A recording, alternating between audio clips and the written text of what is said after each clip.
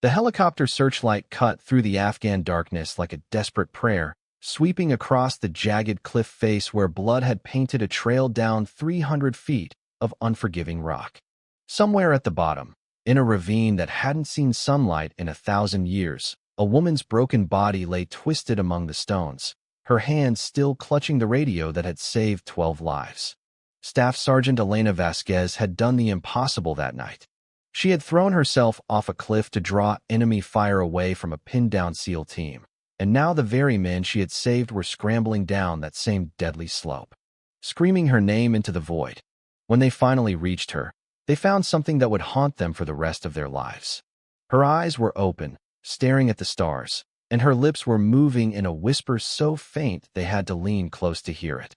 What she said in that moment changed everything they thought they knew about courage, about sacrifice, and about the extraordinary things ordinary people can do when love for their brothers and sisters in arms becomes stronger than the fear of death. But here is the question that keeps the survivors awake at night, years later, when they remember the woman who fell from the sky to save them. Would you have jumped? Would you have traded your body, your future, your very life for 12 strangers wearing the same flag? Most people say yes in comfortable rooms, but the mountain doesn't care about comfortable answers, and neither does war. Elena Vasquez grew up in the high desert of New Mexico, in a small town where the nearest hospital was an hour away and the nearest dream was even further. Her father had served 2 tours in Vietnam as a combat medic, and he carried the weight of that service in his silence, in the way he would sometimes stare at nothing for hours, and in the careful way he taught his daughter to never waste anything, including her potential. By the time Elena was 12, she could feel dress a wound, navigate by the stars, and understand that freedom was not free, that somewhere in the world, young men and women paid for it with pieces of themselves that never grew back. Her mother worked double shifts at the local diner, and Elena learned early that exhaustion was not an excuse, that showing up mattered more than feeling ready, and that the people who complained the loudest usually contributed the least. These lessons would save her life a dozen times before she turned 30, though she didn't know it yet. She enlisted in the Army at 18, the same week she graduated high school, because college felt like a luxury her family couldn't afford, and because something in her blood called her toward service. Basic training at Fort Jackson broke down everything she thought she knew about herself and rebuilt her into something harder, sharper, and more capable than the shy girl who had arrived on a bus from New Mexico. She discovered that she had a gift for communication, for remaining calm when chaos erupted around her, and for making split-second decisions that others would take minutes to process. Her drill sergeants noticed. They always noticed the ones who shine under pressure, and Elena shone like a flare in the darkness. After basic training, she was selected for advanced communications training, where she learned to operate equipment that could reach halfway around the world, to encrypt messages that enemy intelligence would spend years trying to decode, and to serve as the vital link between warriors in the field and the commanders who directed them. She graduated top of her class, not because she was the smartest or the strongest, but because she refused to quit, even when her body screamed for rest and her mind begged for peace. Her instructors wrote in her evaluation that Staff Sergeant Vasquez possessed something rare, an unshakable commitment to her team that transcended personal comfort. They had no idea how prophetic those words would become. Her first deployment was to Iraq in 2007, during the surge, when the streets of Baghdad ran with blood and the air tasted like smoke and fear. Elena served as a communications specialist attached to an infantry unit, and she learned quickly that war was nothing like the movies. It was boring for long stretches, punctuated by moments of absolute terror, and it smelled like diesel fuel, human waste, and something metallic that she later realized was death. She saw her first combat casualty 3 weeks into the deployment, a young private from Ohio who had been laughing at breakfast and was gone by lunch, killed by a sniper's bullet that came from nowhere and took everything. That night, Elena sat alone behind the communications tent and allowed herself to cry for exactly 5 minutes before wiping her face and returning to duty. She would perfect this ritual over the coming years, this careful compartmentalization of grief that allowed her to function while carrying an ever-growing weight of loss. By her third deployment, this time to Afghanistan in 2011, Elena had earned a reputation as someone who could be trusted when everything went wrong. She had received commendations for maintaining communications during ambushes, for calling in medical evacuations while under fire, and for once carrying a wounded soldier half a mile to a landing zone while still coordinating air support. Her commanding officers began requesting her specifically for high-risk missions, and she found herself working alongside special operations units with increasing frequency. The SEALs, Rangers, and Green Berets she supported respected her competence and trusted her judgment, which in their world was the highest compliment possible. During this period, Elena also confronted the unique challenges facing women in combat zones. She endured skepticism from some who doubted her abilities, harassment from a small minority who saw her gender before her skills, and the constant pressure to prove herself in ways her male colleagues never had to consider. But she met these challenges with the same determination she had applied to everything else in her life, letting her performance speak louder than prejudice. Building alliances with those who judged fairly, and refusing to become bitter even when bitterness would have been justified. She learned that leadership was not about demanding respect, but about earning it through consistent excellence. And she learned that true warriors judged each other by actions rather than appearances. The mission that would define her life began on a cold November evening in 2012, in a forward operating base nestled in the mountains of eastern Afghanistan. Elena was briefed alongside a 12-man SEAL team on an operation to capture a high-value target, a Taliban commander responsible for attacks that had killed dozens of coalition soldiers and hundreds of Afghan civilians. The plan called for a helicopter insertion under cover of darkness, a rapid assault on a compound in a remote valley, and an extraction before dawn. Elena would accompany the team to provide communications support, ensuring constant contact with command and coordinating any air assets that might be needed. She had done similar operations before, and while they were always dangerous, this one seemed routine by the brutal standards of Afghan warfare. The helicopter ride was silent except for the roar of the rotors, each warrior lost in private thoughts and final preparations. Elena checked her equipment methodically, verified frequencies, tested her radio, and allowed herself one brief moment to think of home, of her mother still working at the diner, of the mountains of New Mexico that looked nothing like these mountains but were just as capable of killing the unwary. Then she locked those thoughts away and focused on the mission, because distraction was death, and she had not survived this long by being distracted. The insertion went smoothly, the helicopters touching down in a clearing 2 miles from the target compound, and the team began its movement through terrain that seemed designed to break human bodies.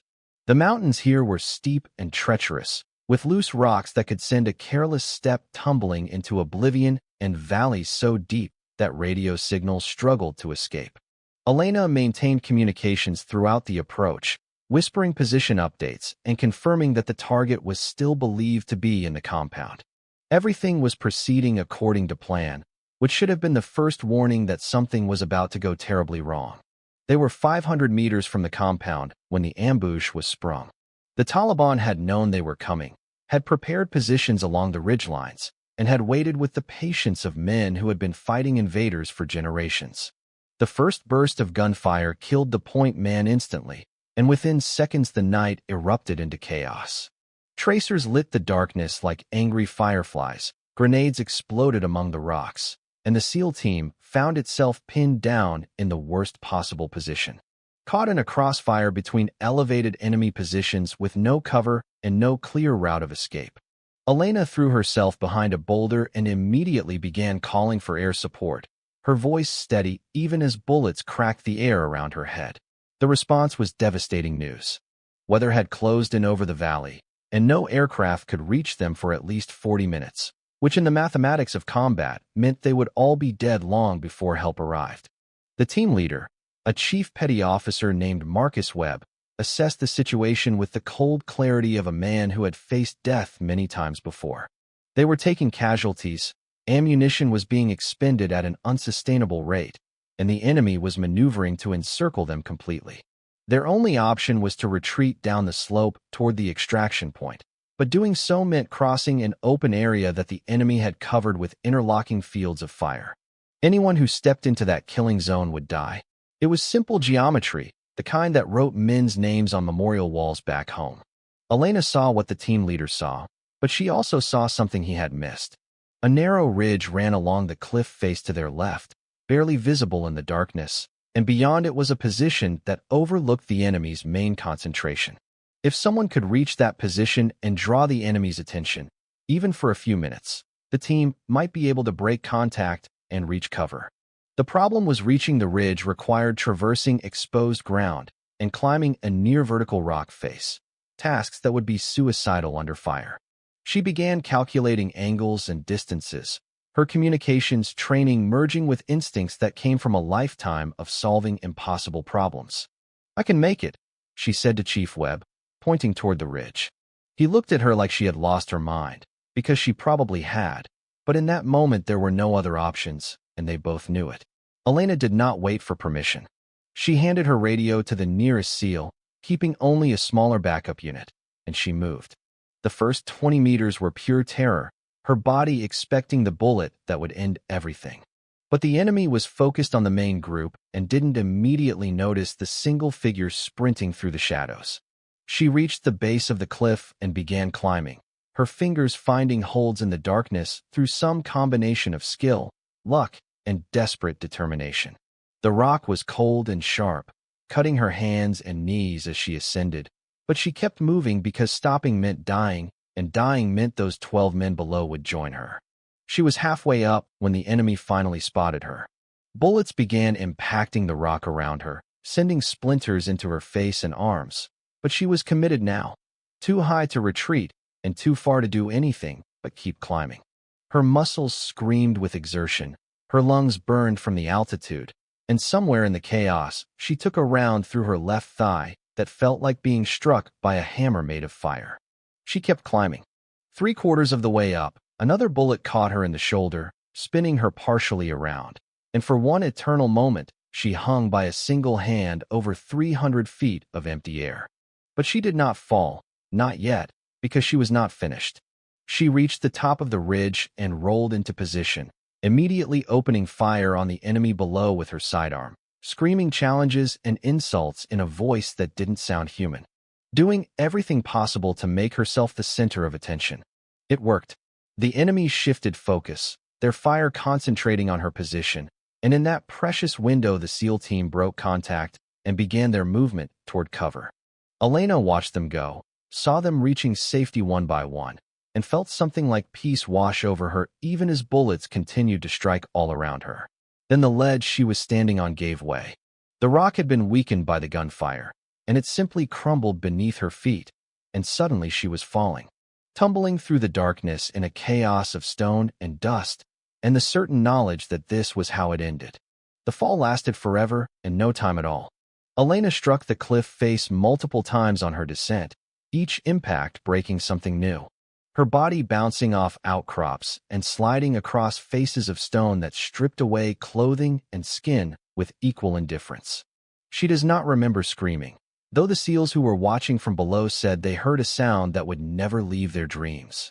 When she finally hit the bottom, 300 feet below where she had stood, the impact should have killed her instantly.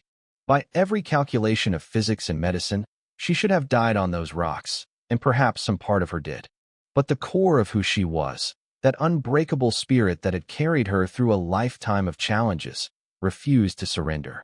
Chief Webb reached her first, scrambling down the slope with a recklessness that nearly killed him too, and what he found defied explanation. Elena was alive, though barely, her body shattered but her eyes open, her hands still gripping the backup radio. She was whispering the coordinates for the extraction point, repeating them over and over in a voice that bubbled with blood, making sure the team would know where to go even if she could not lead them there. The SEALs formed a perimeter around her, defending her broken body against any enemy who might follow.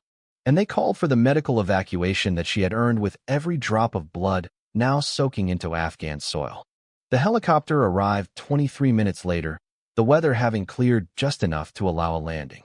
Elena was loaded aboard with injuries that the medics later listed as unsurvivable: broken spine, shattered pelvis, collapsed lung, internal bleeding from multiple organs, traumatic brain injury, and wounds from 2 gunshots that would have been fatal individually. The flight surgeon who worked on her during the extraction said later that she should have died 6 different times during that flight. But each time her heart stopped, they brought her back. And each time she returned with that same expression of absolute determination that had carried her over the cliff. She spent 4 months in military hospitals, undergoing 17 surgeries, and for the first 6 weeks, her doctors did not know if she would ever wake up again. Staff Sergeant Elena Vasquez did wake up, though the woman who opened her eyes in that hospital bed was different from the one who had jumped into darkness to save 12 men. Her left leg would never work properly again. Her spine was reinforced with enough metal to set off airport detectors for the rest of her life. She would face years of rehabilitation, countless hours of physical therapy, and moments of despair so deep that only the memory of why she had jumped could pull her back. But she survived, and more than survived, she thrived, becoming an advocate for wounded veterans, a mentor to young service members, and a living reminder that courage is not the absence of fear, but the decision that something else matters more.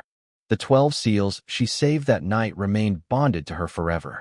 They visited her in the hospital, attended her retirement ceremony, and stood beside her at her wedding to a fellow veteran who understood the weight she carried. Chief Webb, who had watched her fall, told reporters that he had never witnessed anything like what she did, that her actions transcended every definition of heroism he knew, and that he owed her a debt he could never repay. Elena always responded to such praise with the same quiet words. She had done what any of them would have done, what the uniform demanded, what love for her fellow warriors required. Her story reminds us that heroism is not reserved for the physically imposing or the naturally fearless. It lives in the hearts of ordinary people who make extraordinary choices when everything is on the line. Elena Vasquez fell 300 feet into darkness to save 12 lives, and in doing so, she rose higher than any of us might ever climb. Her sacrifice teaches us that true courage is measured not in the absence of broken bones, but in the presence of an unbreakable spirit. And perhaps that is the greatest lesson of all, that we are capable of far more than we believe, if only we have something worth falling for.